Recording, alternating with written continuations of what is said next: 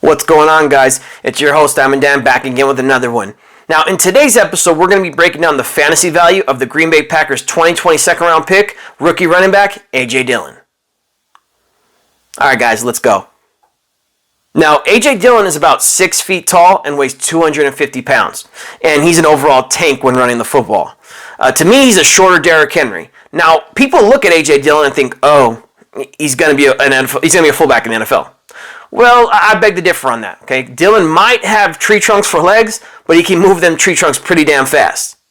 Now, Dillon at the NFL Combine ran a 4.53 in the 40, which is really close to 4.4, and he jumped a ridiculous 41 inches in the vert. And you got to remember, he did this at 250 pounds, which is extremely rare. Now, so when people say Dillon's just another power runner, he's not.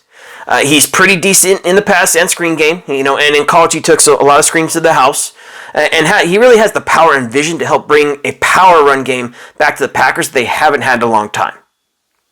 Now, according to NFL scouts, Dillon was the 8th overall best running back in this draft. When it comes to power runners, he was number 1 in the 2020 draft by far, and probably the best power runner to come out in a few years. Now, Dillon still has things he can get better on, of course, but his skill set will be valuable right away for the Green Bay Packers, especially in an offense that's already good. Now, on a 1 to 10 drafting rating scale, a 10 being you have to draft this player immediately, I would rate AJ Dillon at a 5.5 to a 6.5 minimum. Now, I know what you're going to say. The Packers have Aaron Jones, Dan. You're crazy. Well, I say, whoop-de-doo, all right?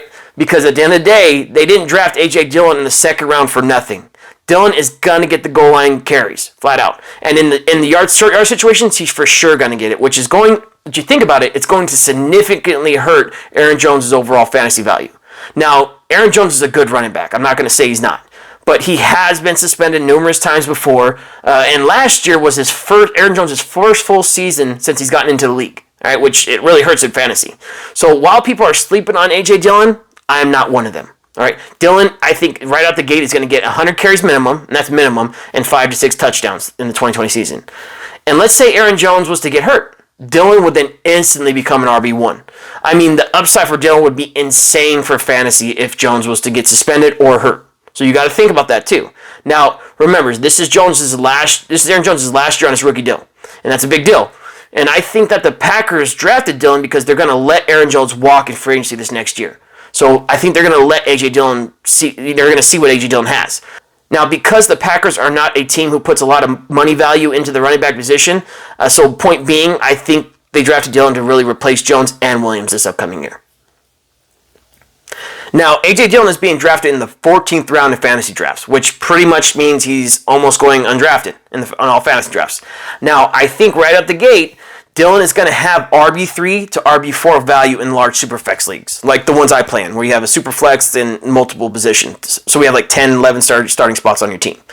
So, and by week 6, I think it's going to be a 50-50 split between Jones and Dillon. All right, I'm calling it now. So Dillon is a lot higher on my fantasy draft board than others.